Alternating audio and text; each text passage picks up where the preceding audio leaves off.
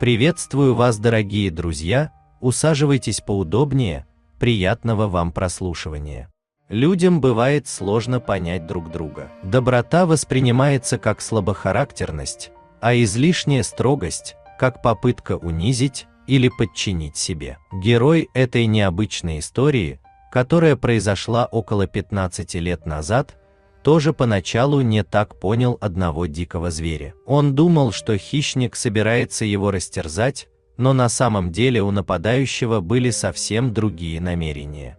В одном поселке на территории Карелии жил старый лесник со своей взрослой дочерью, зятем и маленьким сыном. Как-то раз лесник отправился в лес за черникой, чтобы порадовать внука свежими ягодами. Мужчина хорошо знал здешние места, и для того, чтобы набрать действительно крупную ягоду, требовалось зайти в глухую чащу. Дойдя до места, пожилой человек сел на корточки, поставил рядом корзину и начал собирать чернику самодельным ковшом. Он так увлекся, что не заметил, как оказался около глубокой ямы. Внезапно послышалось яростное рычание, это был медведь. Похоже, он почуял, что в его владение зашел человек, и решил проучить незваного гостя. Но опытный лесник без ружья в лес не ходил. Мужчина выстрелил в воздух. Медведь отбежал в сторону, но почему-то покидать опасное место он не торопился. Лесник сразу понял, почему на земле лежал медвежонок. Зверек угодил в капкан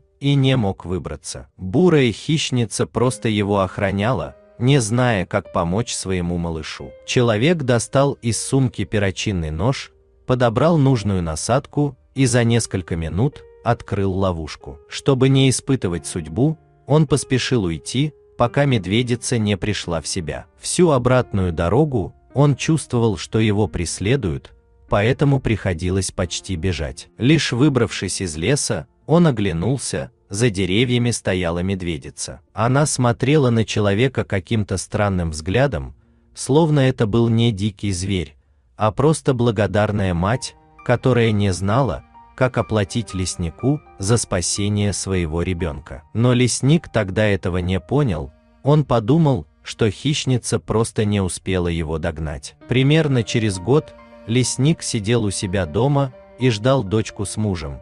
Они должны были вернуться из города, куда ездили за детской кроваткой. Семья ждала пополнения. Однако молодые задержались, отчего старик стал переживать. Внезапно в избу вбежал сосед и начал кричать, что произошла беда. По поселку ходит медведь с окровавленной пастью и что-то носит в зубах. Лесник выбежал вслед за соседом. На улице собрались мужики, они стреляли в воздух, чтобы отпугнуть зверя, но медведь все равно далеко не уходил. Увидев лесника, зверь опустил голову, положил на землю какой-то красный сверток и отошел за деревья. Это была та самая медведица, от которой он убегал ровно год назад. Мужчина подошел ближе. На траве, завернутой в платье его дочери, лежал новорожденный ребенок. Старик не поверил своим глазам. Он понял, что нужно идти вслед за медведем. Зверь действительно показал человеку дорогу. Медведица привела старика к заброшенному мосту, которым уже давно никто не пользовался. Однако было видно, что кто-то недавно попытался пройти, но гнилые доски не выдержали. Лесник бросился на помощь. Внизу, на камнях, лежала его дочь. Молодая женщина еще дышала, а ее муж уже не подавал признаков жизни. Дочь лесника, благодаря помощи соседей и опыту врачей, удалось спасти. Когда она смогла говорить, то рассказала, что это она уговорила своего мужа пройти одну остановку пешком по местам их детства. Они рискнули перейти через заброшенный мост, что привело к его обрушению. От перенесенного стресса у женщины начались схватки. Дальше она только помнила, что к ней подошел медведь, а потом сознание временно покинуло ее. Старик, услышав этот рассказ, понял, что его лесная подруга решила вернуть свой долг, и сделала она это очень вовремя. Ведь если бы не помощь хищницы, то старик мог бы в тот день потерять сразу двоих очень близких людей.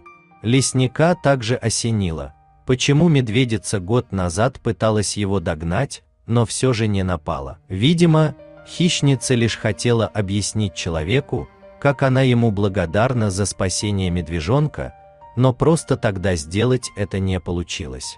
Если вам понравилась эта удивительная история, ставьте лайк, подписывайтесь на канал и делитесь им со своими друзьями. Ну и, конечно, не забудьте нажать на колокольчик, чтобы не пропустить новые интересные истории. Всем пока и до новых встреч!